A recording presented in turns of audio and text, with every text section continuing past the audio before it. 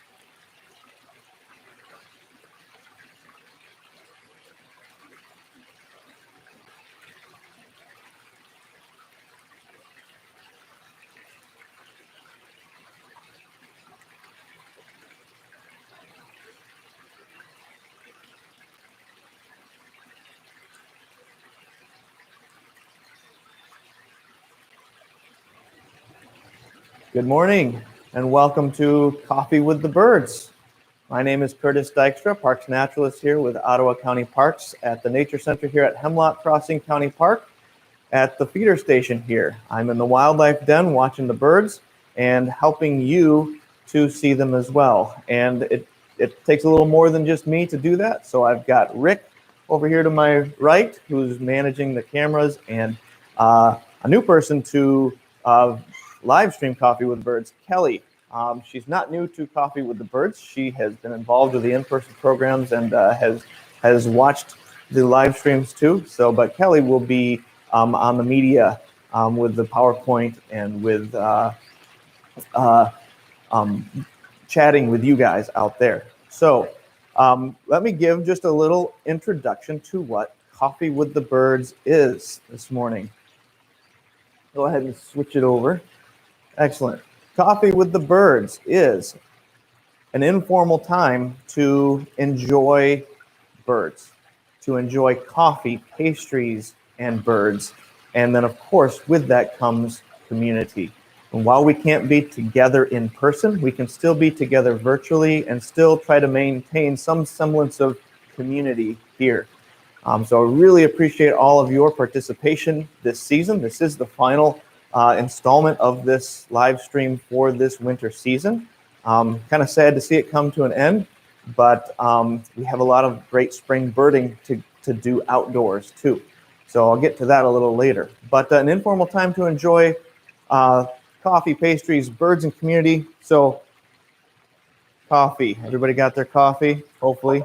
My choice of pastry this morning is a custard, not cream, custard-filled Long John. This morning it came from DeBoer's Bakery in Holland. Thank you to Kristen, my supervisor here at the Nature Center, who picked it up for us, for our crew this morning. We're going to do several things this morning, including, I better swallow this first.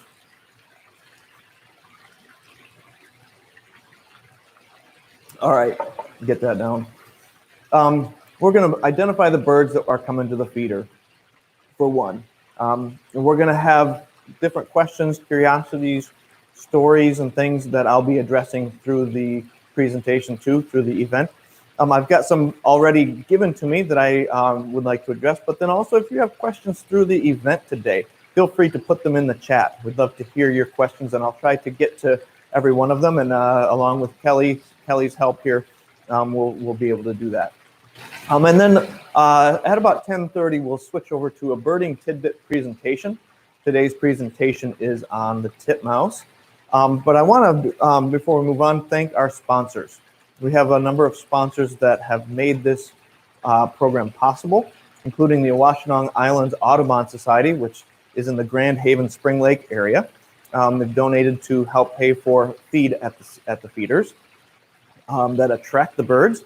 The Friends of Ottawa County Parks have donated the hot drinks for the Mug Club's sales. So if you are a member of the Mug Club and you got those hot drinks, those came from the Friends of Ottawa County Parks, which is a great group that helps to support the programs here at the Nature Center and Ottawa County Parks in general.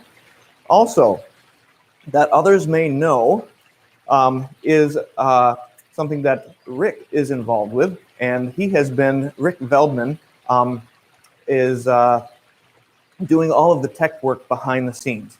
He's got all the cameras, he's got all the switchboards. You'll be able to see a little bit of that a little later as we're going to show you a video behind the scenes.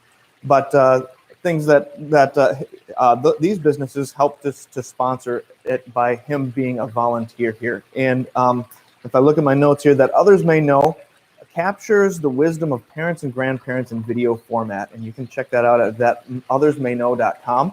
They interview parents and grandparents and get some of their history and put videos together for family members and things to remember people into the future. So a wonderful business there. Check out. Also, Kestrel Imagery is another thing that Rick does, and that's a lot of aerial imagery and more. And you can check out what he's got at kestrelimagery.com. So thank you so much to our sponsors, but most of all, Mug Club members, raise your mugs. Thank you to our Coffee with the Birds Mug Club members for your support. By purchasing a Mug Club membership, which gets you this mug, you support this program, and you also support feeding the birds at the feeders here at the Nature Center. So thank you very much. Cheers to you and all of our sponsors today. So let's see what's, go ahead and switch the slide. We're going to fly through this because we want to get to the bird feeders, although I will tell you right now the feeders are kind of dead. So, but want to congratulate again Emily Torga on her winning photo from this from 2020, the Tufted Titmouse, and that is the topic of our tidbit today because of this winning photo. But also congratulations to the honorable mentions by Judy Manning of the Marsh Wren, Doug Kuiper of Cooper's Hawk, Martin Blanchard, Green Heron, and Chris Brick, Barred Owl. I hope that you are out there taking pictures of birds and ready to submit your entries by October 31st of this year for the 2022 Mug Club mug. Maybe yours will be on it. Go ahead and switch. And if you are still not a Mug Club member, you can do so by going to the website on your screen. And if, Kelly, you can text that in the chat too. There's a Coffee with the Birds 2021 webpage that you can go to that has all the information about joining the Mug Club. You get a free mug, you get hot drinks, a magnet. Of course, this is the last. It's a reminder magnet, and this is the last program. But we still would appreciate your support. There's fall and spring members-only bird walks, which Emily, I need to work that out with you and get a date on the calendar if you're out there. And then also there's drawings for door prizes and free birding trip as well. So we've got that right back here. And a little later at the end of the program, we'll draw a name for the grand prize today. So the Nature Center is also now open. So if you need to pick up your mug, you can come to the Nature Center Monday through Saturday, 10 to 4. I think this next Monday is the last Monday that we're going to be open now that the snowshoeing season is done. So check the website to be sure, or give us a call to be sure of our hours. But Sundays, 12 to, I believe we're going to be transitioning to 12 to 5 as well. So, but come on in and pick up your mugs. We're open to the restrooms and for renting snowshoes, which we're no longer doing since there's not as much snow out there anymore. But you're welcome to stop by. The Nature Center Wildlife Den is not open currently, but be watching in the future. We'll let you know when it does open, and I will be emailing you on the birding update emails if you want to keep abreast of that. That also, if you can text that, Kelly, the link to join the birding update emails. If you're not on that, we'd love to have you join that email list. So now, enough of me and the formal stuff here. Let's look at the birds of the feeder. Oh, Rick, you hit a home run right there, right away. Rick has got it on one of the stars of the show. Last month, we had this common redpoll show up at the feeders, and he is here right off the bat to start our program today. So awesome. I was hoping he would show up. He was here yesterday. There he goes. Excellent. Common redpoll is an unusual visitor to our area, and they're not here every winter. So it's a real joy to get to see them because they're only here periodically certain winters. And this winter has been a good one for them. We've had a couple of them at the feeders this year. Now, Rick, you're overwhelming me with your cameras and all the birds. So, oh man, where do I start? Red-bellied woodpecker on the suet there. That is a male red-bellied woodpecker. You can see the red mohawk on the head. It is not a red-headed woodpecker, which its head would be fully red if it was red-headed. The males of the red-bellied have this red mohawk that goes all the way down to the base of the bill. Even covering up the forehead. The female red-bellied woodpecker has a gray forehead, and so the red is only on the top of the head and on the nape of the neck. And you can see a little bit of the tawny, reddish belly color there in the sunlight, in the muted sunlight there. But it's really not a feature that is prominent unless you have a specimen in your hand looking at its belly and are ruffling the feathers. So it's a poorly named bird, but this is the red-bellied woodpecker. If you could move me off of the goldfinch, we've got a goldfinch there, Rick. All right, goldfinch on the number 4 feeder here in the winter plumage. However, we may see some of the goldfinches changing today. They're not changing during the day, but today we may see some of the goldfinches that have been changing and getting brighter yellow patches on them. As we go through the month of March, they change a lot. So be on the lookout for yellowing goldfinches. Feeder number 8, we have a goldfinch. We have a northern cardinal, a female northern cardinal, and that's going to be one of the topics today. We had a question from one of our viewers about how to attract cardinals to your feeders. Well, that feeder right there is their favorite feeder at our feeder station. So get a good look at that feeder. if you want to attract cardinals, that may be one thing that could help you, is getting the right feeder. And we'll talk about that a little bit later. Other birds that we've been seeing coming and going here. Boy, we've had tufted titmouse, black-capped chickadee, tree sparrows, juncos, downy woodpecker, American goldfinch, common redpoll, red-bellied woodpecker. Hopefully we can get you on all of those. And Rick has made it all that much easier. You know, last month I thought we had this pretty well down. Like, it was going pretty smooth. He had switching the cameras around and seeing all the birds. And then he told me he has this 4-way camera. And when we tried this out yesterday, I was blown away. So he's got 4 cameras that are stationary, aimed at these 4 feeders that he can show all at one time. And then he's also got 1 mobile camera that he can zoom in on other things that are out there, wherever they are, whether on the ground or on a feeder that's not featured on this. So now you can see all of the activity and not miss anything, or have a less chance of missing anything. There's a house finch on number 8. Take a look here. House finch and a cardinal. That's a pretty orangish house finch. It is a male, but it's much more orange than some of the other ones. They can vary in their reddish coloration from yellow all the way to really dark red, or anywhere in between. Thank you, Rick.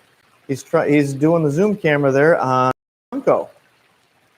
This is a male dark-eyed Junco, real dark on the top, slate gray colored, with a white belly. You can see the white belly, and even hopping around on the ground, you can see the white flanks to the tail. Look at the tail feathers. They have white outer tail feathers that, when they fly, flash at you and give you a good identification feature. My goodness, so now you're making my job hard here, Rick. Your job got a little easier because you get to show everything all at once. Now my job gets hard. Oh, there's a white-breasted nuthatch on 1. He just flew off. There's a chickadee on number 1 in the background there on the other feeder.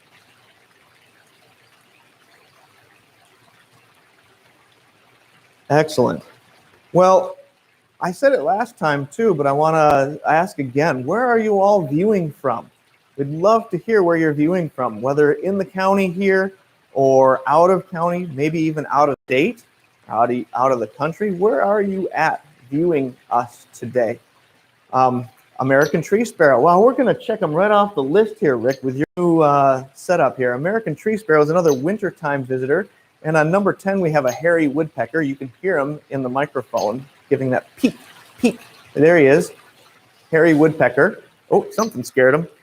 Something scared the birds and the squirrels. Maybe the squirrels scared themselves. There's the hairy woodpecker. Is probably the best thing. That tree sparrow flew. Notice how big it is on the suet cage there. And when we get a downy woodpecker later, note the difference in size. 2 inches larger is the hairy woodpecker, and that beak is much more prominent, sticking out from the face on a hairy woodpecker. And it's got a sharper peak note. Do you hear that? Yeah. The downy woodpecker has a more muted pick. It's not as forceful of a call note. Hairy woodpecker. Now you got them updated. So Kelly's been sneaking in the background behind me, writing the names of the birds up on the feeders. Thank you very much. Oh, there he goes. There he goes. Cardinal on number 3 over there. And chickadee on number 8. Yep, you've got that one. That's right. Chickadee on number 8. The chickadees like to come and go. They don't like to stick around. They grab a seat and go. It's the fast food restaurant bird. Tufted titmouse is the same way. We've got a squirrel trying to do acrobatics over on number 2 as well. They've figured out a way to get over my baffle, so we're going to have to rearrange things over there, perhaps. I need a second bite of my donut. Question. Kelly is saying there's a question.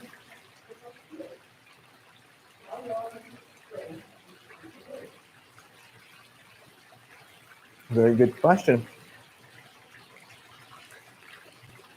Cardinal on number 3. Excellent. Male cardinal. This is another one of their favorite feeders. So take note. So we're going to talk about attracting cardinals. Notice where it feeds. It's not hanging on to the side of the feeder. It's sitting on the tray. Okay? It's one thing they like, is sitting on the tray. The question is, how long into the spring should we feed birds? And the answer is, depends on how long you want to feed them. So it's okay to feed birds year-round. And that's one of the things that has been out there, that it's not good to feed birds. It'll keep them into the spring because it'll keep them from migrating, or it'll keep them from eating their normal food sources and things like that. And that actually is generally not true. It does impact their behavior to some degree, but not to the extent that it is a detriment to them. You would notice a decrease in the traffic, especially as you get into late spring, into the summer, as the natural food sources are abundant out there. So feed them as long as they're coming. I would say this. Now, we at the Nature Center are going to have to shut down our bird feeders at the end of this month. And the reason that is because we are in an area that has hemlock woolly adelgid. And the hemlock woolly adelgid impacts the eastern hemlocks. And if you have eastern hemlocks on your property, close to your feeders, it's probably a good idea to stop feeding the birds come April through the month of July at least. Because the hemlock woolly adelgid is an invasive aphid type creature that kills eastern hemlock. And we are actually fighting it right now in Ottawa County. And so to stop the spread, we stop feeding birds during that time, because it is thought that birds can actually spread the woolly adelgid. If they land on an eastern hemlock that's infected, and then they go a little further north, and then land on another one, that it actually can spread that way. So if we have eastern hemlocks near our feeders, it's a good idea to not feed birds during that time.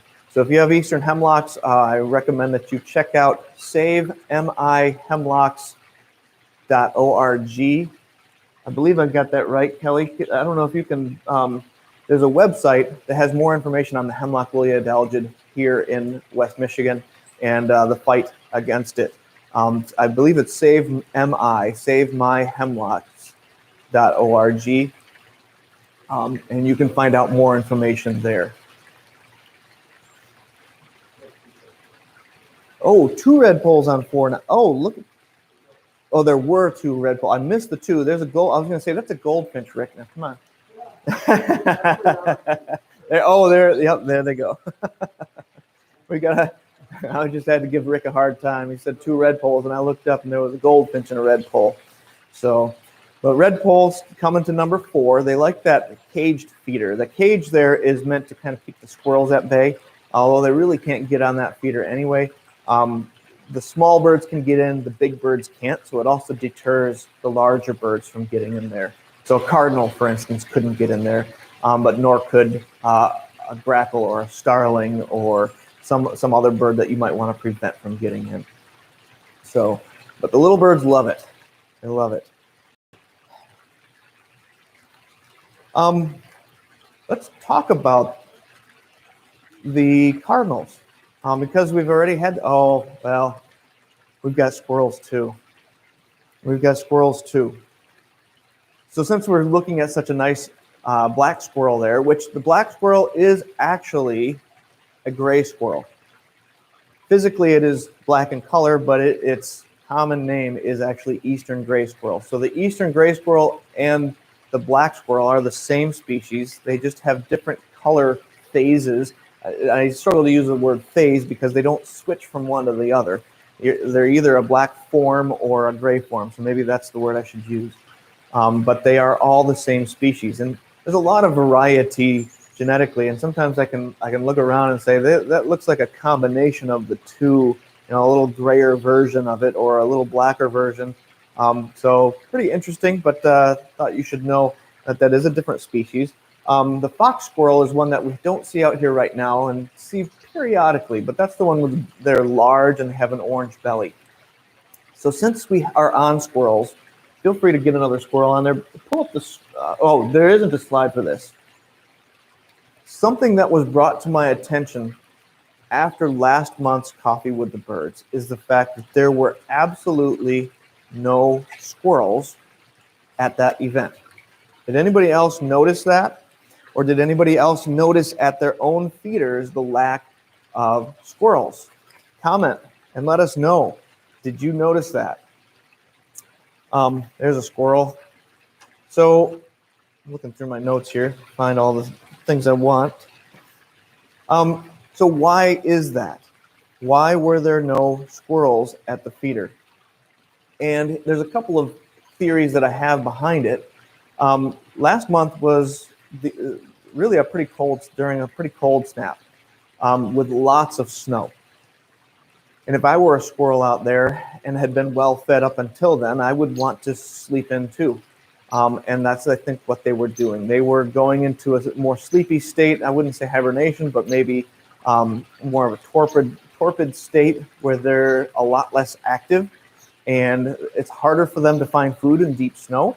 And the colder temperatures make food all that much more necessary for them to have. So those two factors really impact their ability to get out in that kind of weather. Now that the weather has cleared and the snow has kind of dissipated from the ground in a lot of places, the squirrels are back out and foraging. We've got 1, 2, 3, 4, 5, 6, 7, 8, 9, 10 squirrels under our feeders right now, just to give you an idea. There's a couple of them. Just another factor in it is that this year was a poor mast year. We didn't have a lot of acorns out in the woods, so they were more eager to find food and less able to find it. And so with that lack of food around and the cold temperatures, they said, forget it. I'm going to go to sleep for a while.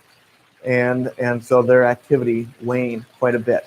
And when I was thinking about it, I'm like, I bet you in March, if things are warmer, we're going to have more squirrels. And we do. We have more squirrels. So any comments out there? Anybody else notice that difference, that change at your feeders too during the real cold weather that we have?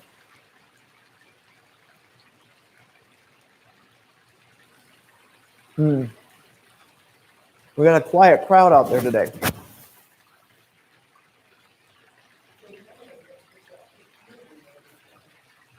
Okay, Pamela wins.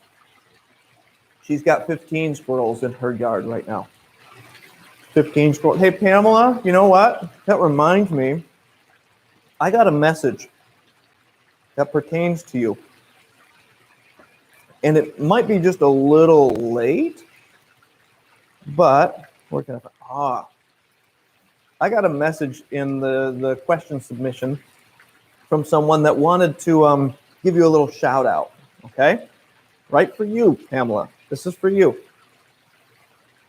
The message here is a shout out to Pamela Alvesteffer, one of the most, this is the quote now, one of the most active birders and critter feeders. Anyone who knows her can tell you how much she loves and adores nature. She has bird squirrel feeders of every kind that are stocked with fresh food and water every morning, and at night puts out food for all the nighttime critters. From all the birds and critters, we would like to thank her from the bottom of our tiny hearts. Happy Valentine's Day. Sorry, we're a little late. Happy Valentine's Day, Pamela. Love, Rich. Rich Van Horn from Grand Haven sends you that message, and I thought that was a lot of fun. So thank you for being an advocate for the critters outdoors, Pamela, and to everybody else also who are feeding the birds and the critters out there and enjoying it and taking good care of them.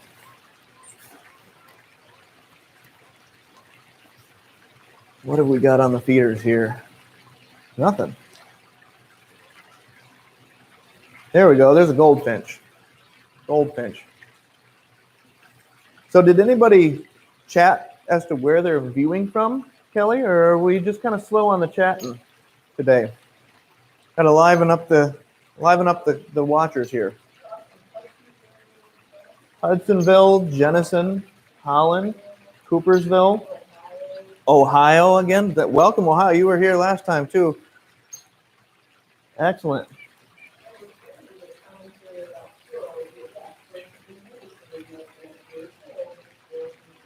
Ah, now coming back. So we're getting confirmation from other viewers in the chat that they in fact had that same experience with squirrels disappearing during the cold, snowy weather and now returning again. So now we're reminded of the little rascals that they are, and the fun little rascals that they are, and our love-hate relationship with them, right? So can you get it on the log over there? Oh, there was a squirrel on it. So I have a funny story to tell you since we're on the theme of squirrels. Rick is going to put it on the waterfall here in a minute. I had an issue with the waterfall, and I'll keep it short. But the water was somehow losing out of the system. It was, and the pump was shutting off, and then the water would flow back into the tank, and then fill back up, and then the pump would come back on, and it would cycle like that, and then it would shut off again. And so I filled it back up. I cleaned things out, and I thought, well, maybe that'll do it. I filled up the pond, and in the process of doing that, that log that you see across the top had been displaced and was setting in the water there. So I lifted it up and I set it back. And I didn't think anything of it. I filled the water and the pump went and it was going fine and dandy. And then we were doing our setup here in the wildlife den yesterday and going through our rehearsal, and all of a sudden a squirrel ran across that and it rolled and fell down in front of the water again. And we all laughed because it scared all of the squirrels and they all ran away, and it was pretty funny to watch. There's a squirrel coming across. You see, they like that log. Perfect timing, little squirrel. Thank you. You can notice now on the right-hand side of the screen, there's a rock in front of that log. And there's a reason. Because the squirrels, the little rascals, were actually the reason why we were losing water. We were thinking maybe there was a hole in the liner, or a seam had come undone or something. Couldn't figure it out. Well, when I was out there refilling it a second time and I had to put that log back up because they had knocked it down again, I realized before I moved the log that the water was backed up behind the log and spilling over the backside of the compartment, the water intake. And so the water was, in a sense, dammed up. And the log was, 6-8 inches in front of the little rapid there, but it was enough to back up the water and make it spill out. So the squirrels were actually the cause of the loss of water in our bird bath. I'm glad I figured it out, and we're all up and running, and now hopefully they can't move that rock out of the way and pull that trick on me again. Titmouse on number 1, we just had. We have one singing. Do you hear that? Oh, wait, I'm sorry. I'm hearing it through a speaker here, so it's a little distorted. Cardinal. We hear a cardinal singing.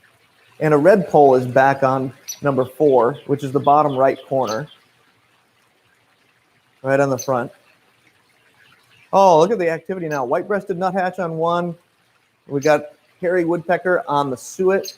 Tufted titmouse on number 8. Coming and going. Like I said, I can barely get the name out before they take off. Tufted titmouse. Redpoll and goldfinch on the bottom right. There's a titmouse again on 8. You see how they come in like that? We're going to talk about the titmouse a little later. So note how they feed at the feeders and how different it is.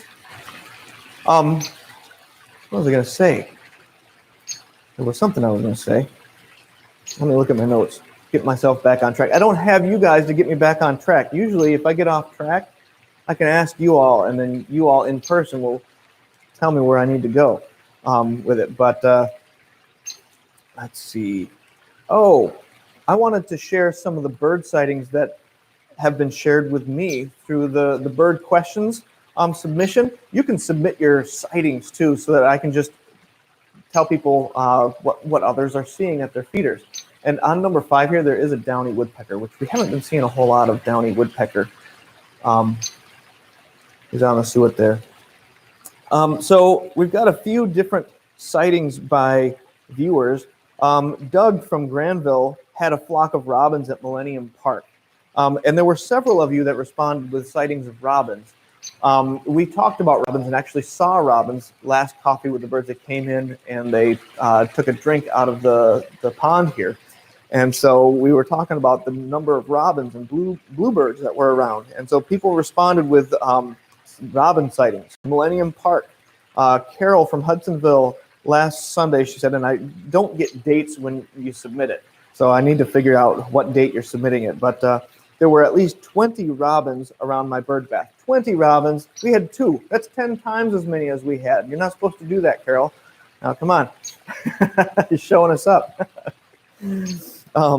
Wow, 20 robins around the bird bath at one time, and there were 10 squeezed around the edge of the bath at one time. That's fun. Now there's the female red-bellied woodpecker in the upper right on the suet. Notice the gray forehead. See, I interrupt myself for the birds. And a house finch, male house finch. Get back on number 10 there for a sec. There we go.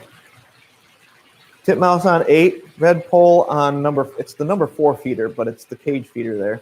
Titmouse on 1, got several titmice coming in. And also, back on track here, Deb from Jennison she says, my crabapple tree has been full of robins several times in the past week. So there's a lot of you out there who have seen a lot of robins. And even after I talked about it last month, excuse me, there were other people that I was running into that were just noting how many robins there were around. And I had to start thinking about it. I think, and maybe I mentioned this last time too, the number of robins around was unusually high, or is unusually high for winter this year. And it could be that we had such a mild winter last year. This is just a theory. Such a mild winter last year that a lot of them chose to stick around and try it out and see if they could stick it out. But when things get really cold, they flock together more, and they're much more gregarious, and they're seen much more readily if you're in the area where they're feeding. So I'm wondering if that's a combination of factors. We had real cold weather and snow, and all of a sudden they're real active and moving around. They're not able to stay in one spot because they have to find more food. So that's a theory anyways, and we'll just have to see how that plays out in years to come. But I suspect that we'll be seeing more robins during the winter time as time goes on, as the general warming trend does occur. That's been the general trend with birds in general for quite a while now. And we'll talk more about that actually with the titmouse during the program coming up. Tree sparrows here on the ground. Nice. American tree sparrows. These guys will be around for another month or so, and then they're going to be headed out. Wintertime visitors here. Another sighting that we actually had today before we started, like 3 minutes before we started, there was a pileated woodpecker that flew through, landed for a moment, and then flew off. It didn't come into the feeders, but Nora from Grand Rapids, who's watching from Naples, Florida, wow, must be nice down there. It's getting nicer up here, though, I will tell you. It is getting nicer, and I think somebody told me that there's temperatures in the 60s this next week, so that sounds cold to you from Naples. But Nora says, we saw a pileated woodpecker in the Naples area as well. So we saw a pileated woodpecker at the feeders here last month, and so this, I think, is responding to that. But they saw one down in Naples, Florida. So yeah, very nice sighting. Excellent. Thanks for sharing. Must be a nice tract of woods that you were at that had a pileated woodpecker at it down there in Florida. Also, another sighting by Carol in Hudsonville is that, and a little bit of a question, so I'm going to ask some comments on this one. She says, I usually have 10 to 12 species at my feeders. What I find curious this winter is an absence of blue jays. I usually have 4 to 6, and this winter they are MIA, missing in action, most days. What are other people seeing as far as blue jays? We had a lot of them in the fall, which is pretty typical because they're migratory. But how about during the winter? Has anybody been seeing blue jays around? High numbers, low numbers, or seem normal? Put it in the comments. We'd love to hear what you're seeing. We have not been seeing blue jays very much here. just on occasion. I think we did have one last month, but they're not coming in flocks, and it's just small, 1 or 2 at a time. So I could concur with that in my experience here. As we get toward the end of this month and into April, especially April, we'll probably see a few more as they're migrating through again. But put it in the comments. Yeah?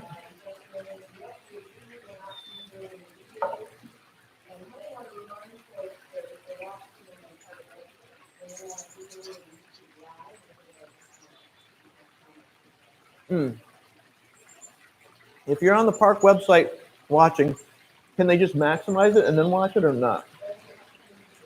Okay. If you can open up your viewer in YouTube Live, so actually in a different browser than where you're viewing it on the park website where it's embedded, then you should be able to comment. I believe you have to have a Google account as well. So if you have to be signed into Google to do it, because YouTube and Google are kind of the same thing. But if you're viewing it embedded, then you can't comment. So apologies for that. So people are saying that they concur on the Blue Jay situation, yeah? For the most part. Well, so there is somebody who has somebody has all the Blue Jays out there. Who has all the Blue Jays? Pamela. And you had affiliated recently. Pamela's stealing all the Blue Jays, I think. She's doing too good of a job up there for those critters. Wow. The Mannings in Holland, Park Township, had 80 red poles this morning in their yard. I guess we can't top that. That's incredible. 80 red poles. Anybody else have good numbers of red poles? I know Lonnie commented last time that he had red poles, and Lonnie's feeders are where we visited for our birding field trip this last month, and we saw a flock of about 60 or 70 red poles that day. Anybody else have red poles at your feeder? The finch situation this year, or this winter, has evolved. And again, like I said last month, red poles are about the only major finch that are erupting right now in our area.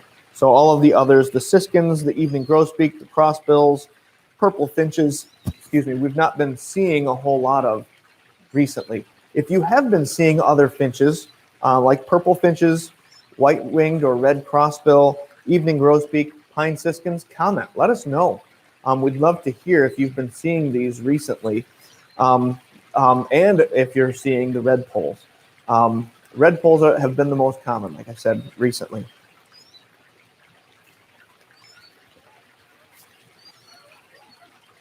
This time is just flying by here, and I know there's a few things I want to get to. I'm going to try to get to everything.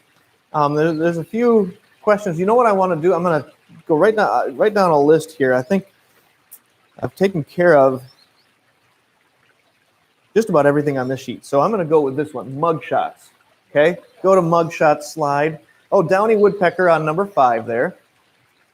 We haven't seen, that's the male. You can see the little red patch on the back of the head there. You can leave it on the downy just for a second. A little red patch on the back of the head. That indicates it's a male.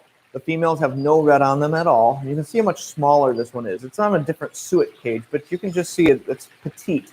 And if he turns his head, you can see how much smaller that bill is in comparison to the size of its head. And if you see me looking down like this, it's because I'm looking at my monitor. I'm looking at what you see when I look this way. So I'm trying to look at the camera, but I also have to, there you see the little beak when he turned there. I also have to monitor the monitor down this way. Oh, he got a nice chunk. He got a nice chunk of suet. Flew off. So, Mug Club, can you put me in the bottom right? I made a little space for me there. You see that, Rick? I made a little space for my, see? So, here's a few submissions that we've had already for the mug shots. And we want to encourage you all to submit your mug shots. submit yours today. Take a picture of yourself with your Mug Club mug. If you can get your bird feeders in the background, awesome, or even just where you enjoy the birds, even just you and your mug. That's fine. It doesn't have to be professional. It can be candid. Please, we'd love to see you. It's a great way to connect to the community so that we can see your faces. So these are a few that we've gotten. Actually, they're all of them. Yes, that's it. That's all that we've gotten so far. So we need them from you. Yes, I'm talking to you. There's how many online right now? We got 48 people out there right now, and I don't know how many of you have a Mug Club mug, but you know what I'm going to say? I'd love to see Mug Club members out there stand up. There's between 60 and 70 Mug Club members. Stand up now and get your mugs out and take a picture of yourself and send it.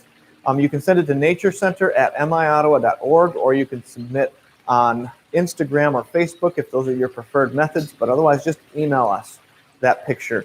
And what I'm going to do is put together a video with some of the highlights from this year. I'm going to work with Jessica on putting a video together with highlights, and we're also going to put the Mug Club mug shots in that video. So I want a few more than what we've got up here. Thank you to Dale, Lucas, Janet, Shannon, me, and Eric, who's actually park supervisor. And you may have seen that picture before. If you were early on, before the mug was revealed, he picked it up and I blotted it out and sent out a picture with the blotted out mug in his hand there. So, but this is all we've got so far, and we'd love to see some more submissions. I'm gonna need to see them maybe by the end of this month, I'll just say. But stay tuned to the birding update email. I'll give you more details on there as to when we'll need those submissions in by. But I'm hoping to have this video out sometime in April. So we'll need them this month, okay? But don't delay. You can do it right now. All right, you can switch back to the birds. That means this sheet is done. I can toss that one. Then I don't have as many sheets to look at. This one too. I'm done with that one. All right. I got two more. You guys have really stepped up, and we had good questions and we had good engagement after this last Coffee with the Birds. So you're keeping me busy, which is good. I like it. I like it. And since this is our last one, I would like to try to address the things that have been asked out there. Attracting cardinals. Let's do attracting cardinals. Can you? The feeders are kind of bare right now, so you can put that slide up there. We have a question from Jerry in Jenison. And he asked, how can I get cardinals to my yard and bird feeder? I would like you to take a look at the picture up there right now, because this will give you a good idea of actually how. You need to have several things together. Correct food, correct feeder, and shelter in particular. If you can add water, great. They love water as well. But at least those first three things. The correct food would be black oil sunflower seeds or striped sunflower, but I just go with the black oil sunflower because other birds like to eat it too. Black oil sunflower seed is their favorite. Okay, so make sure you're feeding that straight up black oil sunflower seed too. I don't go typically for the mixes in these feeders. You can do hull-less sunflower seed as well. They'll eat that too, but they have the big beaks for cracking open seeds, so they're fine with the regular black oil sunflower seed. The correct feeder. These birds don't like cramped quarters for feeding. I mean, I'm a little surprised that they actually feed on that feeder in the lower left there, where the the rose-breasted grosbeak is sitting on it too. That's one that we have up here at the Nature Center. But they'll sit on it. But notice how he's angled. He can't face the feeder. He's got to sit sideways, and he doesn't prefer to turn when he feeds, or she. The males and females, they don't like to be cramped. So they like trays, like you see the next picture over. That on a tube feeder, they would not sit on the perch because they'd have to turn to angle in and get the seed out. But they'll sit on the tray and pick the seeds out of the tray. Also, the bottom right where I am, right here, if you want to move me over a little bit, and then you can see the full picture of the feeder there. It's actually feeder number 8, and it's one of the 4 that's on the bird feeder cameras here.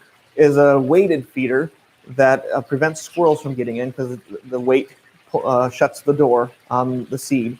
But they can sit on that little perch and easily get seeds out. This is by far their favorite feeder for us at the Nature Center. Sorry, I'm hitting my microphone there. They love that feeder, and that's where they hang out most of the time.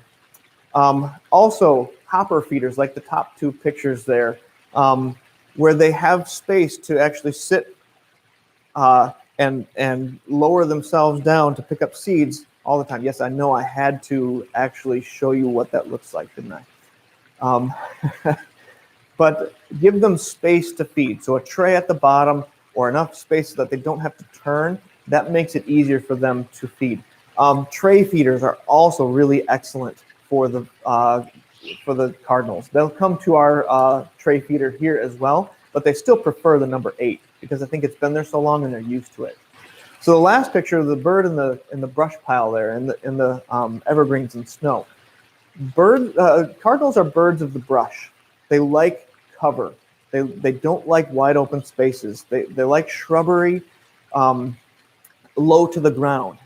They're a bird that tends to like lower areas of the forest, edges and things like that where it's thick.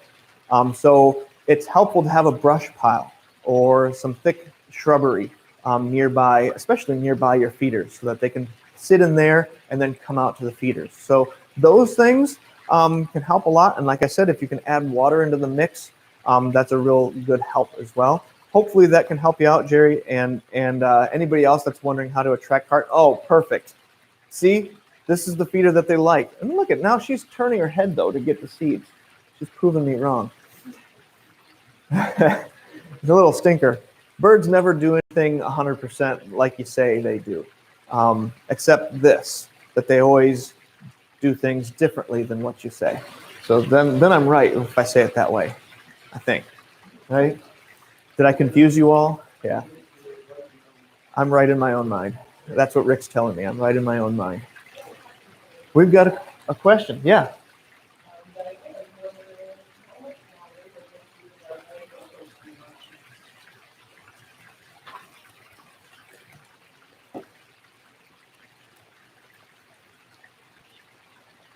So the question is, how long are we going to see the dark-eyed juncos around? They're a wintertime visitor, and so therefore they will be leaving. And I'm going to use this segue to plug a book. This book right here, Birds of Ottawa County, Michigan, an annotated checklist. Okay. Chip Frankie, Carl and Judy Manning, illustrated by Amelia Hansen. Really handy book. It has this in the back. Okay. This is a bar chart, a yearly bar chart, but it also has species profiles. It has all the information that you want to know about where and when to find species in Ottawa County. It does have pictures. I happen to be not finding any of the pages with pictures. It's not an identification book, but it does have some cool pictures in there, and it's got a lot of great information. If you want to learn more about it, there is a video on that. And, I can maybe stick that in the discussion website later. In the event discussion website, I'll send out a link to that and put a link to this description of the book. I have a video on it. But it's a great resource to go alongside of an identification book, like the Sibley Guide, this one. This one has all the identification of the birds and things. So have this and then have this, because this will help you answer questions like what you just have asked. And so what you could do, you flip to the back of the book and you can see, let's see, go ahead and flip that back. You see dark-eyed junco there, right? And the bar chart, if you look up at the top, April is when they start to reduce in number, right here. So about mid-April, they start to leave, and they become less common as you get into May. So by mid-April, be watching for them to disappear right there. Very, very helpful book. Thank you to the authors for putting this together. It's an excellent resource. You can get them here at the Nature Center, $15, and it goes to support the Nature Center too. So pick up your copy.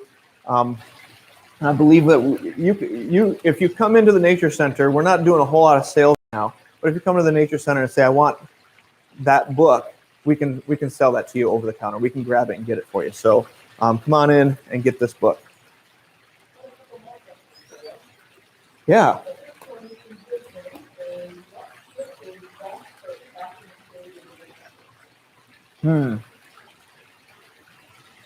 That's a good question. Which suet is best for attracting pileated woodpeckers? Well, I'll answer this one real quick once I'm done chewing. You guys aren't letting me eat my donut. Excuse me, and I keep hitting the mic. Sorry about that. I'm choking down my donut. I don't have an answer for you, unfortunately, because the pileated woodpeckers, when they come into the feeder here, come to both the raw suet and the suet cakes. The suet cakes I choose are the peanut suet or the woodpecker suet, because they have some peanuts or peanut butter, and they're high in fat content, which is what you want when you pick out a suet. But you have to have the right habitat. The biggest thing for pileated woodpeckers is being near a large tract of continuous deciduous woodlands where they are at. They're fewer in number and farther between because of that fact. They have larger territories, so they're harder to attract to a feeder. And I've been working here for 8 years, and it was just last year that I think we started to see it for the first time. It showed up at the feeder here, and we've had them in the woods out here the whole time. And then this year they've been more regular, and I think it's probably because there's not as much traffic in the wildlife den here that they've come in to the feeders. So I wish I had a better answer for you, but it's a mixture of habitat and then availability of suet and comfort of them coming into the feeders. And I do believe that there's probably some personality issues with each individual woodpecker. And I say that a little tongue-in-cheek, but honestly, it's what they get used to, what they're comfortable with. One out in the wild somewhere is probably not going to be as readily coming into feeders as one that's gotten used to people being around. I'm going to go down the list here real quick because I've got some quick answers here. Dave from Grand Haven has a question about binoculars. What binoculars would you recommend for birding? What are the ones you are using? I have Eagle Optics binoculars, and they don't any longer make the binoculars. But when Eagle Optics actually went out of business, we started getting our binoculars from Vortex Optics, V-O-R-T-E-X, Vortex Optics. And they have a good selection of binoculars for a good price. Good quality, good guarantees. I would recommend them personally. We sell them at the Nature Center, but I would recommend them personally as well. If I have to replace my binoculars, I'm going to go with Vortex because I'm not going to spend $1,000 on binoculars. Although you can, Vortex binoculars, they have some really high-end stuff too. But they also have the $300 pair or $250 pair. I like 8x42 size. That's personally 8 magnification by 42 diameter of the lens. That seems to be a good combination. It gives you a good field of view to see the birds when they're hopping around and moving. You want to have enough of a field of view. So higher magnification is not necessarily better. That's why I say 8x, even though you can find 10x binoculars out there. So 8x42 binoculars. Find something that's in the right price range for your budget, Vortex Optics. And if you're willing to spend $1,000, I would do it. There's some really great binoculars out there. But hopefully that gives you a little bit of a way to go with that question. Also, cleaning feeders. There was a question last time about cleaning feeders, and I put some information in the birding in the event discussion website too. Links that you can go watch a video, that you can read some articles about it. But generally what I found, and I hadn't ever really looked into this in depth, and so I need to think about how I do this better here at the Nature Center. So I'm learning things along the way too. But Why? Because mold and feces from the birds equals disease, rodents, feeder wear, and it doesn't look all that great. So those kinds of things are why would you clean feeders. The timing, I saw estimates of 2 to 4 weeks, or at least once a month-ish. Bird bath, if you have a bird bath, you should do that probably 2 to 3 times a week. So that's a little different. And the way you would do it is with boiling water, and not the bird bath, the bird feeders. Boiling water in dish soap or a 1 to 9 bleach water mix. And let them soak, brush them off. Rake up the debris underneath your feeders too, because that can pile up. I did that just yesterday. Rake that up and out of the way, and put it in your disposal, your yard disposal. And there's, like I said, there's some links to some articles and videos for more information in the event discussion webpage. They're actually underneath the February event discussion links, so you can find them there for more information. So thanks for your question on that. Oh, I know what really? Okay.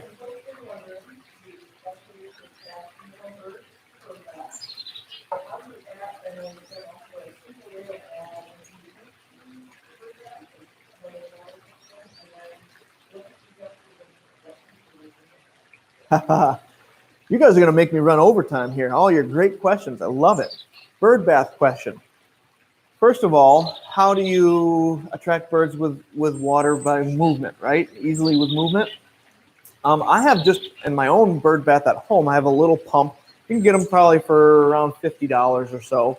And then there's a tube. So the pump goes down in the water, the tube goes up, and I actually, at my home, I have a gutter extension that looks like little rocks, plastic, but I have it set in there, and the water trickles down that gutter extension and cascades into the pool below. So it gives a nice drop of about, I don't know, 4 or 5 inches. And then that noise that it makes helps the birds to hear the water and come down out of the trees and use the water. So just a little pump is great. Other people will get like a dripper that drips, and the ripples it creates helps. Some people have little vibrators that they put in them. I don't know how well those work. I haven't ever tried them. I've only ever used the little pumps, and they seem to work really well, the pump. But it takes a little bit of work. You got to keep the water, fresh and clean, and you got to, make sure that the pump doesn't get clogged up. What we have here at the Nature Center is a big pump. Same concept, big pump. That would be more pricey for sure. But go as much as what you would want, as much as you can afford. What was the other part? Oh, winter. For winter, we actually take, the watering trough that they'll use on a farm, like for cattle or for horses or things. They have these big round heaters that they put down in them that are plug-in electric. We actually got one of those, and we put it down in our intake where the water goes into the pump area. We put that down at the bottom, and that keeps things thawed. And I only plug that in when it gets to a certain temperature that ice starts to form on the pond. So that's more industrial size for a larger pond. But you can get heated bird baths. Wild Birds Unlimited, I know, has them. I'm sure you can find them on Amazon and other places where there's coils inside of the bird bath that you can plug it in. You can also get little bird bath heaters that are plug-in that you can set inside of your bird bath. And it's not like they go to 200 degrees or something like that. They're just enough heat to keep things thaw. So I would recommend a little bird bath heater. And if you're doing that during the wintertime, it is an excellent way to attract birds in the wintertime. Because especially when it's really cold and everything else is frozen, if you've got a little water out there, boy, those birds are going to love it. But make sure that you keep it clean, because the birds are not clean. They do anything and everything in that water. They take a bath in it. They get their feces in it too, which is really means you really need to keep it clean. But there's a cardinal there in the brush. See, they like the brush. I said it right there. He's in the brush pile, hidden away. Got to have the thick cover like that for cardinals. Man, it is already 10:30, and I know I'm supposed to go to my program. I'm looking at my list here. I have been moving through this pretty quickly. And you know what? There's two things that I have. No, three things. I'm going to do one more thing before my program, okay? And then I'm going to do my program on Titmice. And then at the end, even if we go a little bit over, you can stick around or you can take off. But even if I go a little over, I'm going to take care of a couple of things. We've got a behind-the-scenes video that we want to show you. Okay, it's only about 3 minutes long, so we'll do that. Also, I have some pictures from our winter birding field trips that I would like to show you. We'll do that after my Tufted Titmouse program. But the thing I would like to talk about before I start my program is March migrants and songsters. Okay, it is March. It is not spring technically, but the daylight is getting longer.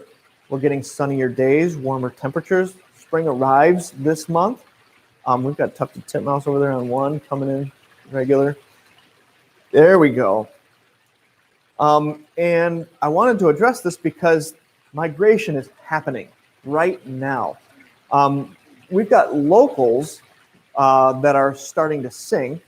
So the non-migratory birds like cardinals, titmouse, chickadees, they're all singing out there. You'll notice a lot more sound in the woods. Mourning doves too, I've been hearing, and others. Song sparrows that have overwintered are starting to sing as well. The song sparrows numbers will increase it by the end of the month, and you'll hear a lot more of them singing by the end of the month as migrants arrive as well. The woodpeckers are drumming on the trees out there. They're very active and getting very territorial, warming up for the breeding season.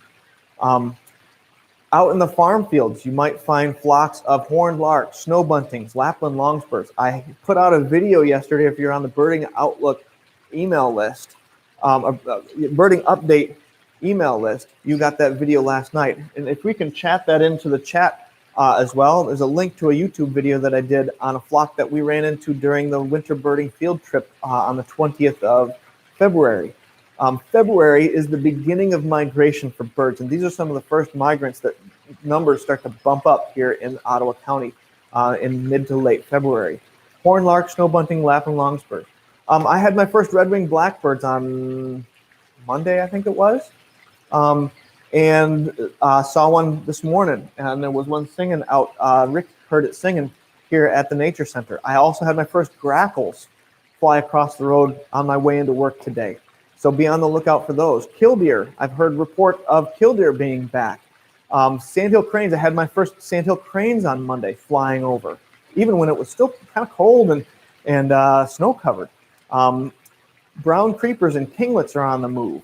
And as the water opens up more on our inland lakes, be on the lookout for waterfowl. And that in particular, as well as all of the other birds that I've mentioned, especially song sparrow, killdeer, red-winged blackbird, those guys are also featured alongside of the waterfowl in the video that you see down there on my screen. And if you can chat that one too. I did a virtual bird walk a year ago with Rick, who's sitting next to me here. This was our first video that we did of a birding video. And we're coming on a year. March 26th is when we did this one. And this would give you, I know it's not an Ottawa County park, but we were dabbling in something we had no idea what it would turn into. And look where we are now, Rick.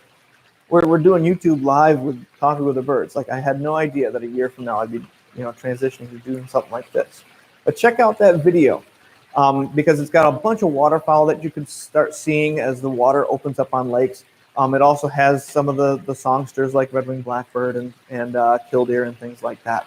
So check it out if you're curious, and get out there and start seeing the birds. That's what I want to encourage you to do. This hopefully is not where you stop, just knowing this, but that this gets you outdoors. It's a beautiful day out here in West Michigan. Get outside when we're done with the program here. Go for a walk. Listen for the birds that I've listed here, and enjoy the birds and enjoy the coming spring. Excellent. All right, man. Oh, and by the way, as far as enjoy the coming spring, go onto our website, myottawa.org/parks. and you can already register for spring birding programs. Starting in April, we'll be doing all kinds of programs like morning bird walks, beginner bird walks, eagle walks, lakeshore birding, big day birding field trips, Pigeon River Greenway birding blitz. We've got woodcock walk. We've got whippoorwills in June. So there's a bunch of stuff on the website, myottawa.org/parks. And sign up, register. You have to pre-register for these programs because of COVID this year. So please do go online and register for those programs. We'd love to see you in person. All right, you know what? It's 10:36. I should be starting my Tufted Titmouse program. Anything at the feeders to note? No, not really seeing it right now.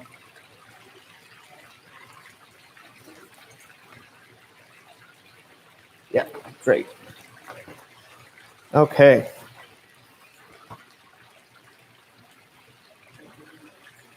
Okay, we're going to do our birding tidbit. This month's birding tidbit is sponsored to you by Emily Tornga. Thank you, Emily, for taking your wonderful picture of a tufted titmouse that is on our Mug Club mugs. And now, therefore, I'm forced to do a program on titmice. I didn't mind. Just kidding. Titmice. Go ahead and go to the next slide there. The tufted titmouse is a common backyard feeder bird here in West Michigan, where we're at. And so when I started thinking about, wow, it's just a common backyard bird. How do we do a program on it? Well, when you start cracking open that can of what is a tufted titmouse about, you just end up finding so many interesting things. And so the first thing that I like to look into is what is in a name? What about this name, tufted titmouse? I love looking at the etymology of creature names, okay? Tufted, of course, refers to the tuft on the head. Need we say any more? It's like, I describe this bird like a miniature cardinal that's gray, because it's got that tuft on the head. The titmouse part is a little confusing. Well, mouse because it's little and gray, right? Well, no.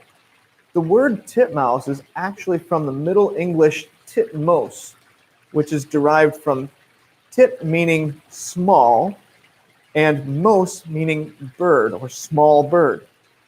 You put that together and you have this word titmouse. And that was a word that was referring to a particular type of bird, a small bird of this variety. Now, they don't have this in England, but they do have other similar species in England. And the mouse part of it was not originally there. The mouse is actually a corruption of the original titmouse. And that corruption happened, and I kind of like that it happened, actually, due to the fact that the bird is small and that it is gray, resembling a mouse with the black beady eyes. And so it just corrupted is kind of a strong word there, but it changed. It morphed into titmouse from titmouse, even though it wasn't intended to be referring to a mouse. And actually the proper plural for titmouse is titmouses. Titmouses. It's not titmice because mice is the plural of mouse. And since titmouse is not referring to the rodent mouse, titmouses is the proper plural. There you go. But you know what? If I say titmice, don't call me out on it. I think everybody else says titmice too. So it's easier to say than titmouses. But if you want to be proper, that's the way to do it. Go ahead and switch. So there are lots of species worldwide, tit species of birds. They're not just in North America. In fact, the tit species in North America include the chickadee. And we refer to the chickadee as chickadee because the calls of the chickadee are chickadee, dee, dee, you know, like that. So we hear the mnemonic, we have put that name to it. But everywhere else, chickadee type birds are referred to as tit species. There are 12 species in North America. That includes 7 species of chickadee. I like to open up this page. I closed it up and I didn't mean to. I want to show you in here. So here's the titmouse page, chickadees and titmice. You can see all the different varieties of chickadees and titmice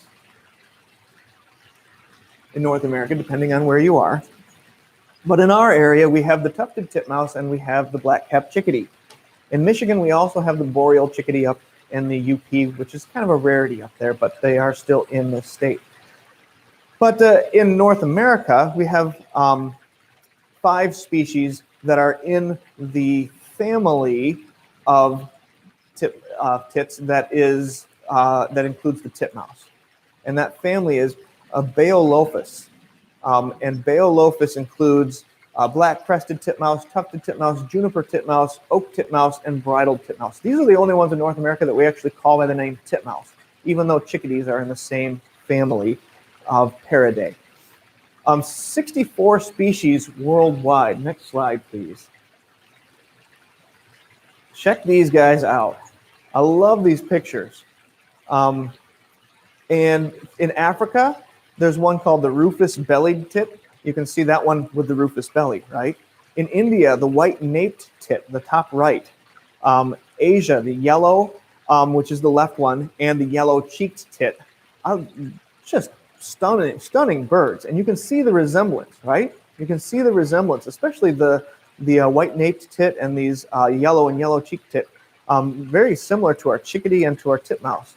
In Europe, there's 12 species, and there's a few of them down on the bottom there that you can see. The willow tit, marsh tit, great tit, crested tit, coal tit, and blue tit are down there. I don't know if you can get me off of the blue tit. The blue is, I think, the prettiest one. Look at that one. Really pretty. Yellow and blue and green. Any viewers out there ever seen these? Any of these? Comment. We'd love to hear if you've seen any of these species at your feeder, or if you've traveled to other areas of the world. Go ahead and switch the page. So how do you identify one? Pretty straightforward. They have a tuft on their head, a gray body, and a white breast, a whitish. They've got these beautiful black beady eyes that are a real prominent feature on their face, along with the black forehead right above the beak, and the tawny flanks, kind of that orangish running down the sides of the body. They're a little larger than a chickadee, smaller than a cardinal, obviously, but the same shape as a cardinal. Go ahead and switch. This is the fun part, and we'll spend a little bit of time on the calls of the tufted titmouse. Right now, if you're out there in the woods, I want you to listen for this bird singing, because it is one of the first songsters of late winter, early spring. The typical call of the tufted titmouse is a peter, peter, peter, peter, 2-syllabled, repeated. Go ahead and play that for me. Is it not playing? Click it again. Then can you click on the... Do we have audio from the computer? Try it again. Got it? Yeah, go ahead and play it again. I can't hear it. That's okay. I know what I'm listening to. I put these sounds in there. Tell me when it's done.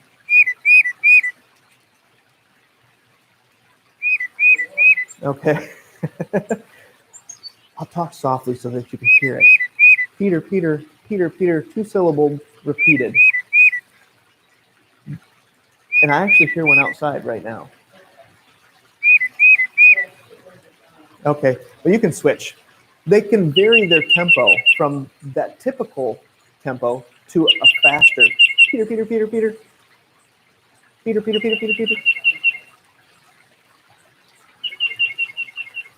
They can even slow it down to a slower tempo. Peter, Peter.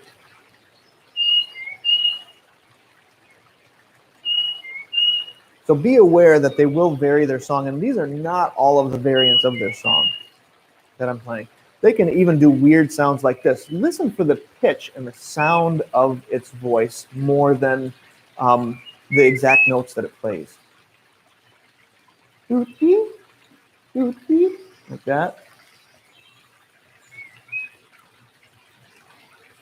And they've got some really fun call notes too.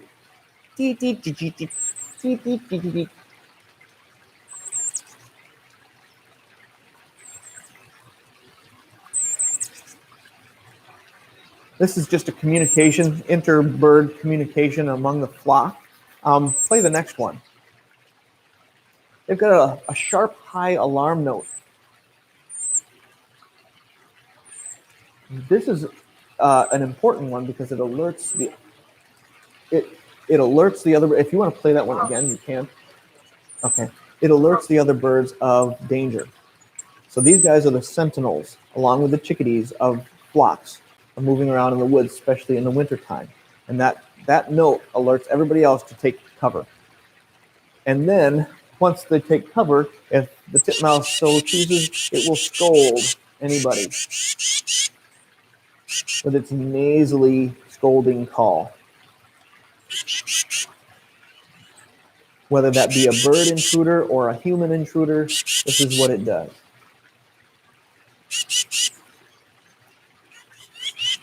You can find more sounds and things like this on the All About Birds website, allaboutbirds.org. Just type in tufted titmouse on the website there. Or if you just Google search tufted titmouse, All About Birds is typically the first thing in the search. And then you can listen to some of these sounds right there on the website as well. Hopefully that gives you a good smattering of the bird songs of the tufted titmouse. Go ahead and switch. So the tufted titmouse, its habitat is deciduous woodlands, in particular mature deciduous woodlands. But they also will find parks and gardens in suburban areas and come to feeders. But one of the things that they like is trees big enough to support woodpeckers, because they need woodpecker holes to nest in, which we'll talk about in a little bit. But their niche in the forest is actually overlapping, or not their niche, their habitat overlaps with the chickadee. So how do the chickadee and the titmouses get along? And that's an interesting thing of study that I was able to find some information on here online, and I'll provide these links in the event discussion resources too. But this study is from 1977, and it looked into how these two species get along in the forest. And I want to read just a real short segment out of here about how the black-capped chickadee and the tufted titmouse live in the same habitat. It's because they occupy a different niche. So this study compared the two species and that they're potential competitors. And this study was conducted in order to investigate their ecological compatibility in relation to their foraging behavior, how they feed and find food. Significant differences were found to exist both in foraging position and method of obtaining food. Black-capped chickadee prefers to forage in the understory, lower in the forest, often obtaining food in an inverted position. That's an easy way of saying they're more acrobatic. They flip upside down and will feed and find food in the nooks and crannies of branches and leaves and things like that. Tufted titmouse concentrates its feeding at higher levels in the forest and seems to be more deliberate in its movements, taking a longer time to select prey. They're more picky, but I guess when they select it, it's of better value. So they have a little different foraging behavior, which allows them to, even though they're in the same family, occupy the same habitat by occupying different niches. So chickadees lower in the canopy, lower in the forest than, and the tufted titmice generally higher. If you could switch the slide there, this chart, if you like charts and graphs, actually shows it, the percentage of foraging frequency and time in relation to the height of the bird. So you can see the black-capped chickadee is high on the low end of the height. That's the clear boxes. But as the tree height increases, their foraging time in that habitat decreases, but the tufted titmouse foraging time actually increases. There you go. I like to throw a chart in there every once in a while. I hope it didn't bore you too much. Go ahead and switch the slide. We got one more fun chart here of graphs. interesting thing about the tufted titmouse is their range. Their range in North America here is eastern North America. You can see all the purple. That's a year-round resident. They're not migratory, but their northern limit is here in Michigan. And an interesting thing about that is that their range has actually been expanding since even more than 100 years ago. 100 years ago, we would rarely see them here in Michigan. But another study that was done, and this is in the University of Michigan, Michigan State University Library from 1957. Okay, 1957. I've got a couple of things to highlight in here about their range expansion, because the first records of tufted titmouse in Michigan were actually reported in 1878. Okay, prior to that, there were no tufted titmice in the state. And the first one in Kent County, so West Michigan, there wasn't anything about Ottawa County in here, in 1891. The first one was in Kent County. The first breeding record was in 1898 in Bell Island in Wayne County. But by the turn of the century, the species was observed frequently in winter in the lower tier of counties, but had not yet become a permanent resident of the state. That's by 1898, or by the turn of the century, by 1900. But during the first 25 years of this century, the tufted titmouse gradually established itself as a permanent resident in the southern counties. Its current distribution, this is 1957, by the way, is, it says during the last 30 years, so since 27 to 57, the tufted titmouse has become firmly established as a breeding bird in the southern counties of the Lower Peninsula, has increased in numbers, and is gradually extending its range northward. And so even back in 1957, they were seeing a range expansion of the tufted titmouse. He goes on to talk about what that's due to. And you can even see the difference from 1983 to 88, the first breeding bird atlas, to the second breeding bird atlas in 2002 to 2008, how much the range expansion has gone northward. It has not yet entered into the Upper Peninsula, but just a probable breeding spot down there in Mackinac County, I think. But this is a really extremely rare bird in the Upper Peninsula. But it is starting to take over the northern Lower Peninsula as well. This bird typically likes deciduous habitats. There's enough deciduous habitat and mixed habitat up to the northern end of our state that they can find adequate places to forage. Also, increase in feeding stations and an easier time surviving winter because of that will help them in their numbers to bump up and allow them to survive at a higher latitude.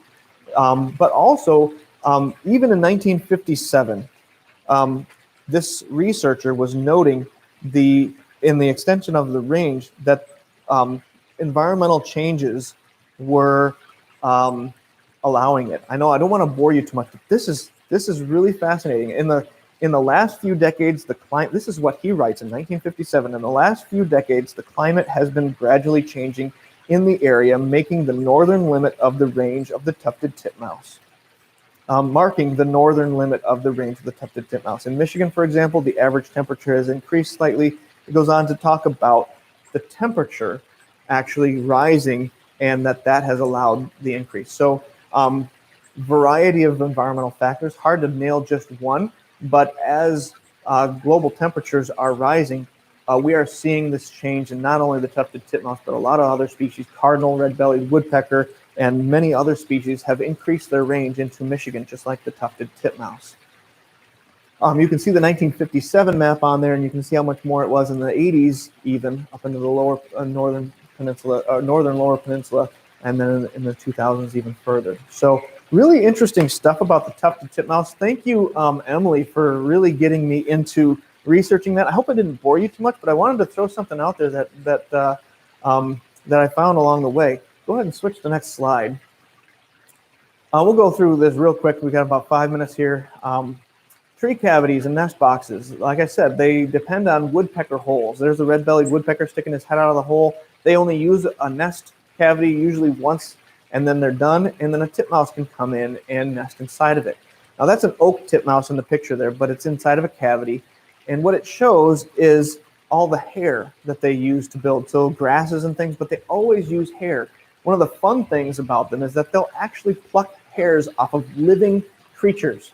I've never had one pluck hairs off of me, but they'll pluck hairs off of a dog or off of a squirrel or other living creatures, and they've found hairs from many different mammal species in their nests. They lay their eggs 3 to say it was 3 to 6 eggs in the nest, and then incubate for a couple of weeks, and then once they hatch, they care for them for a couple of weeks in the nest before they fledge. Interesting thing about after fledging is that the post-breeding family flocks together. They stick together, and sometimes through the winter before they branch off on their own. They're establishing territory right now. They should be breeding by sometime in April or in the middle of it by May, generally. And so their songs diminish as we get the migrants in May coming in. The titmice and chickadees tend to get quiet because they're on the nest. Go ahead and switch the slide. So how to attract them to your yard. Tufted titmouse. Sunflower seed and safflower seed are the two best seeds for tufted titmouse. They also love peanuts. So put peanuts out if you can. You can see the peanut feeder there. That picture was not taken in Michigan, just by the way, for those of you who are real good at your bird identification. That is a brown-headed nuthatch. That picture was taken when I lived in North Carolina, but they love coming into the peanut feeder there. Maybe we need a peanut feeder here. And then brown-headed nuthatches did as well. They also do eat suet and mealworms. And a little known is that these birds are not just seed eaters. They are actually more of an insect and berry eater. And during the spring and summertime in particular, they're eating a lot of that. So that's why you might see less traffic at your feeders of tufted titmice as the abundance of insects and berries and things in the natural environment goes up. But they like to sit on a perch like this and peck at the seed to open it up and eat it. You can switch to the next slide and play that little video. Let's see if it works. It might be a little jittery, but I wanted to show you. I took this video earlier this week at a feeder station I was visiting, and this is how they forage, or how they eat. They peck that seed open, holding it with their feet, grab the little seed out, or pick it apart and eat it right in the hull. And when they're done, he says, I'm going to grab another one and do it again. And then he flies away. There he goes. So that's how they forage. So that's a little bit of how to attract them to your yard. There's not a whole lot to it other than being where they are and having a nice, attractive yard with food, water, and shelter, the basics of what these birds need. And these are some of the first birds to potentially visit your feeders, along with chickadees. They like to flock with chickadees and nuthatches and downy woodpeckers in the wintertime, along with their youngsters from that season, and move through the forest together in those flocks. So, and then that brings them all to the feeders in the wintertime for you to see. Go ahead and switch the slide. Aha. That is a lot. Wow, we're going to make it through this. So now what we're going to do is we're going to do the Mug Club raffle. And I'm going to choose a name out of here. And we're going to, it's 11 o'clock right now, so it's time to do that. And then if you want to stick around, please do, because there were a couple of more things that I wanted to do. I want to show you some pictures from the field trip. And I also want to show you a 3-minute long video of behind the scenes here with Rick and Jessica's in the video. We took this video back in February, and you'll be able to tell that it was February because there's a little bit more snow than there is today. But let's do the drawing for the Mug Club raffle, door prize, so to speak. Every Mug Club member gets their name put into this container right here, and every event, then we draw a name out. Now, the thing about this month is that it's the grand prize, okay? Ooh, you say, ooh, what does that include? Well, it includes several things. Bird feeder, we've got a nice, big, fancy bird feeder for you right here. We've got a nice big bag of bird food. I'm not going to pick that up. You can see that, right? Yeah. We've got this book that I just told you about earlier. Your choice of a bird pin. So you can choose one of these. And then also, you get a free birding field trip for this season. Just got to arrange that with us and let them know that you are the recipient of this award. It's either 2 half-day ones or 1 full-day field trip that you would get. So, drum roll, please. Can somebody do a drum roll? Who is the winner? Oh, man, here we go. You got to keep that drum roll going. I'm not ready.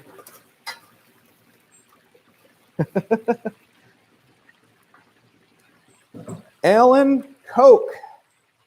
Alan Koch. Are you out there? Comment to us if you're out there. Alan Koch. I don't know that you can even see that. There we go. Koch. You are the winner of the grand prize today. Congratulations, Alan. Let me know, Kelly, if he responds, if he's out there. Otherwise, we'll get a hold of him. But he has won the grand prize this year for the Mug Club, Coffee with Birds. Congratulations, Alan, on your prize. Excellent. The next Coffee with the Birds, I have a question mark as to live stream. We've had a lot of people comment about that they would like to keep the live stream option for this program, even when we go back to in-person programs. We're taking that comment very seriously. If you want that, please comment right here.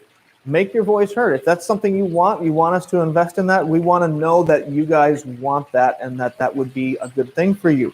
And so let us know if that's something you want us to continue doing. The next Coffee with the Birds will be December of 2021. I don't have a date for it yet, but be on the birding update email list, and obviously you'll get all the details there.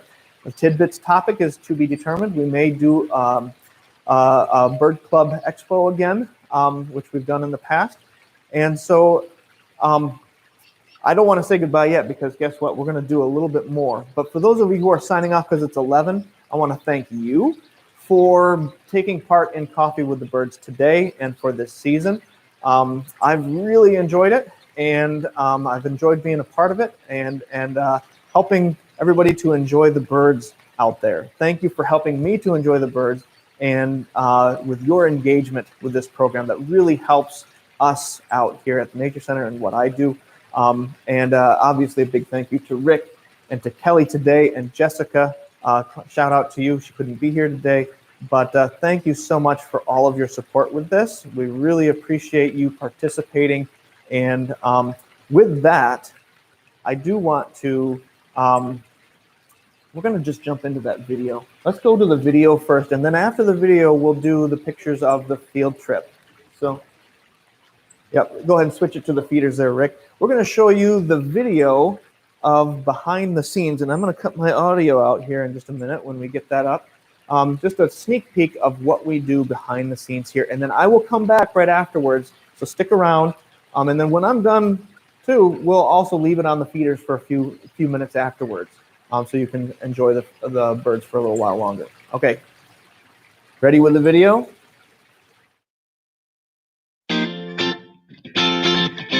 Everybody, thought we'd take you on a little behind the scenes tour here with Coffee with the Birds. We're setting up on Friday and in preparation for Saturday.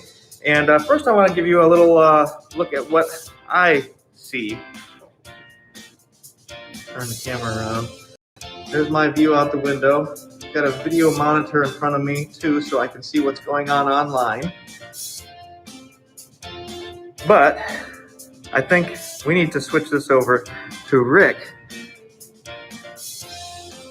because he's going to give us an intro to his setup over here and how he runs the show behind the scenes. So we've got a zoom camera here that I can switch or zoom in and out where we happen to be seeing birds at the time. We also have 3 stationary cameras. One is on Curtis, one is on feeder 1 is on feeder 8. And all can be switched here. And this also mixer records the audio for the outside sound and for Curtis. So the laptop is doing the streaming through YouTube, and then I can control the switcher and audio on this monitor too. And we also have an assistant here. Hello, I respond to your comments. This is Jessica. She manages the PowerPoint behind the scenes and responds to comments. So that's a little bit of a behind the scenes tour here in the wildlife den for Coffee with the Birds. We hope you've been enjoying Coffee with the Birds this season, and hope you join us again next year as well. Take care.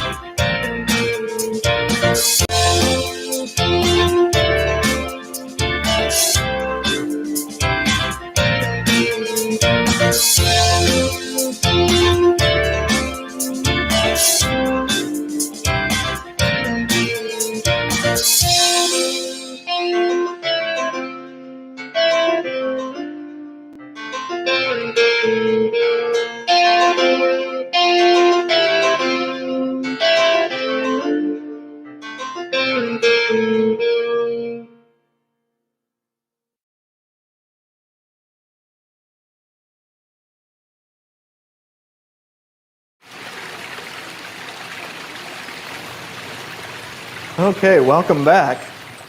I hope you enjoyed a little look behind the scenes at Coffee with the Birds and get a better sense of what it takes to run this show.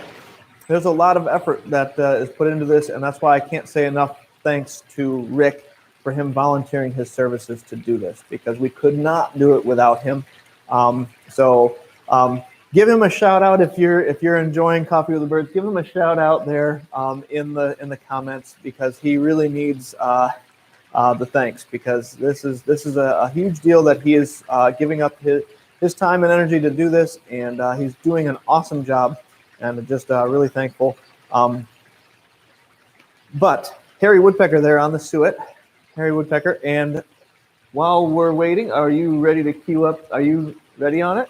Okay. What we're going to do is we're going to take you on a little adventure now, if you're still out there. But we're going to take you on a little birding field trip adventure. Put me in the lower right there if you can. Oh, you don't. You know what? I don't need to be on there. They don't need to look at me. They want to see these pictures, not me. Okay. On the 20th of February, I led 2 field trips. A morning field trip called the Winter Waterfowl Field Trip. We had a full field trip that morning to Pigeon Lake area, which is just west of the Nature Center here. And this is us at one of the boat launches there on the south side of the lake, looking at the waterfowl. The lake was surprisingly open, but we had lots of waterfowl out there. Hard to get a picture because it was distant, but through the scope, we could see quite a variety of waterfowl, including lots of scaup and common mergansers. We had common goldeneye, red-breasted merganser, redheads, and more. Oh, canvasback even. So good numbers of waterfowl. We had 3 species of swans: mute swan, tundra swan, and trumpeter swan, all there on the lake as well. Lots of great birds were seen. Go ahead and switch. From there, we drove a little further into a private area. It is actually a Port Sheldon or Pigeon Lake homeowner association. But we have permission to go through the homeowner association to watch the birds. And so we parked our cars and we walked this trail that takes us from Pigeon Lake, which you see in the background, out to Lake Michigan at the Pigeon Lake outlet, or the Pigeon River outlet at the pier. So we walk about a third of a mile or so from where we parked out to the lake. Go ahead and switch. This is the view from the lake. That was taken on a different date. I didn't get a picture of the date that we were out there. Just imagine it with more snow. But this is a view from a crest and a hill on a dune that you can overlook the pier and Lake Michigan. And so standing on that point is where you see the birders down there on the bottom picture. So the picture that I took on the top was taken right from that same spot looking the other direction. That's the channel that leads up to Pigeon Lake. And from there we had good bird sightings. Long-tailed duck was a good one. We had purple sandpiper. Next slide, please. Does anybody see the purple sandpiper in this picture? Thank you to Janet Lewis and Cindy Dobrez and Kathy Haas for all your pictures too here. And no fault to Janet Lewis for the fact that this is not like a wall hanger of a purple sandpiper, but sometimes you just take a picture for documentary purposes. Anybody spot it yet? Any comments? It's partially hidden, but why don't we go to the next slide? There's a zoom in. You can see just the top half of its body. It's looking at us. Its little beak pointed at us. In the red circle there is the purple sandpiper out there at the Pigeon Lake Pier, which was a great bird for the day. Thank you, Janet Lewis, for your pictures. Go ahead and switch. From there, we went on to the Bubblers, which is Wind's Nest Park, which is just west of the Campbell Power Plant out on Lake Michigan. It is a township park, but it's called the Bubblers because it has a warm water outflow that keeps the water open and the water churned so that there's food up in the water that the birds love to feed on. So lots of long-tailed ducks and common golden eyes and things out there to look at. Lots of ice on the water there and some nice pictures of the birders too. I love this picture. Thank you, Cindy, for sending this one in. I love the colorful arrangement of birders here. Thank you for perfectly aligning like that, birders, and for getting such a great picture, Cindy. Next slide. Yeah, this is Lucas Timmer, and he's looking as shafts of light were coming through the clouds. Just a beautiful, beautiful scene there at the Bubblers, and had a great time watching the birds out there at the Bubblers. Go ahead. From there, we had lunch, and then the morning or just the afternoon, and then we went out to farmlands. We call it birding the barrens because, as you can see by the picture here, there's not a whole lot of life out there, or trees, I should say. There's a lot of life, and what we were looking at was a flock of snow buntings, horned larks, and Lapland longspurs. Like I mentioned earlier, be on the lookout for these early migrants. And we were fortunate enough to see a huge flock of about 1,000 birds or so from this spot. And if you want to see that video, I think you chatted it earlier to there, Kelly. If you want to chat it again, you're welcome to. But I'll also have it in the birding event discussion resources page so that you can see it. There's a video of the birds foraging and such out there in the farmlands, out in the farm fields. And where do they like to feed? Well, I think I mentioned it at Coffee with the Birds before, right where the fresh manure has been spread. That is actually what attracts them to that area. You can kind of see the manure spread out there, and that's where they were landing and feeding. Makes you want to have another donut, doesn't it?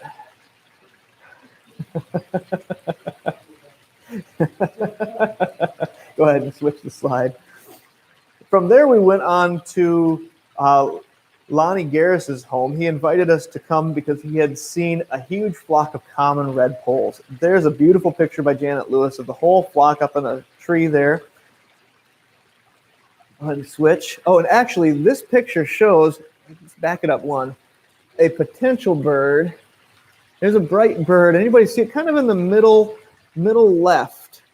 There's a brighter bird. We never got a great look at it to definitively tell if it was a hoary redpoll or not, but because they move around so much. They're very flighty. But there is a little bit of a brighter white bird in this picture that Janet was able to capture. Go ahead and switch. Maybe a hoary redpoll mixed among the common redpolls. They would sit in that tree, then they would fly over to Lonnie's roof, perch there, waiting to come down to the feeders. Go ahead and switch the slide. There they are at the feeders, perched up. And the next slide, there they are all taking flight off of the feeders. So much fun to watch them come back and forth. And we were standing right between the tree and the feeders, and they would just come flying right overhead. Wonderful experience. Thank you the redpolls at your feeder. And if you all recall, this is the same Lonnie that had a white-winged crossbill at his feeder earlier this winter. Yeah, more common redpoll pictures there. And also we had 3 song sparrows pop up in a bush at the feeders there, which song sparrows are around during the wintertime, but they're pretty unusual to find. And we had 3 of them at one time in the bush. And Janet got a nice picture of it. Thank you. Is that the last picture? That's the last picture from the field trip. So there's a little snippet as to what a winter birding field trip is like and what we get to see. Every year is a little different, but a lot of fun was had. The weather was nice. It was in the mid-20s. Sunshine was out and intermittent, but we had good birds, good fellowship. It was good to see people in person again. And again, hey, we can be in person again starting in April. We've got a whole slate of programs. So go on to the website, sign up, register for programs, miottawa.org/parks, where you can register for programs. Switch it to that last page in the PowerPoint again, and I'll just do my final wrap up, and then we can switch it back to the 4 pictures here of the feeders.